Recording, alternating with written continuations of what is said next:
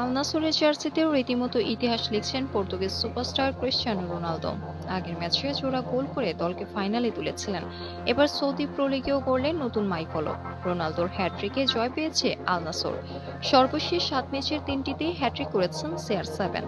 Saudi বিশ্ববিদ্যালয়ের আল আওয়াল পার্কে আল ওয়াহদাকে 6-0 গোলের বড় ব্যবধানে হারিয়েছে গ্লোবাল ওয়ানরা। পর্তুগিজ তারকার হ্যাট্রিকের দিনে একটি করে গোল করেছেন সাদিও মানে, ওটাভিও এডমন্ডসন, মোহাম্মদ আল ফাতিল। ম্যাচ জুড়ে দাপট নিয়ে লড়েন নাসর। প্রথমার্ধে জোড়া আঘাত হানেন পর্তুগিজ সুপারস্টার রোনালদো।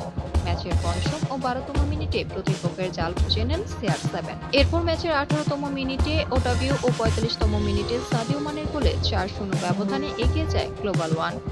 বিরতি থেকে ফিরে নিজের হ্যাট্রিক আদায় করেন রোনালদো। আল নাসরের জার্সিতে সব মিলে রোনালদোর 6ষ্ঠ হ্যাট্রিক এটি। এছাড়া ক্যারিয়ারে এটি তার 66তম হ্যাট্রিক। এর মধ্যে 30টি বয়স 30 হওয়ার আগে আর 30-এ পা রাখার পর করলেন 36টি। চলতি মৌসুমে সৌদি প্রো লিগে 27 ম্যাচে 32 গোল করে সর্বোচ্চ স্কোয়ারের শীর্ষস্থান আরও মজবুত করলেন 39 বছর বয়সী এই ফুটবলার। আর সব প্রতিযোগিতা মিলিয়ে 40 ম্যাচে রোনালদোর গোল দাঁড়ালো 40টি। ম্যাচের 88তম মিনিটে আল ওয়াহদার জালে বল চড়ান আল ফাতিল, আর তাতে জয় নিশ্চিত হয় নাসরের। এই জয়ে 30 ম্যাচে 24 জয় ও 2 ড্রয়ে 74 পয়েন্টে 2 আল নাসর।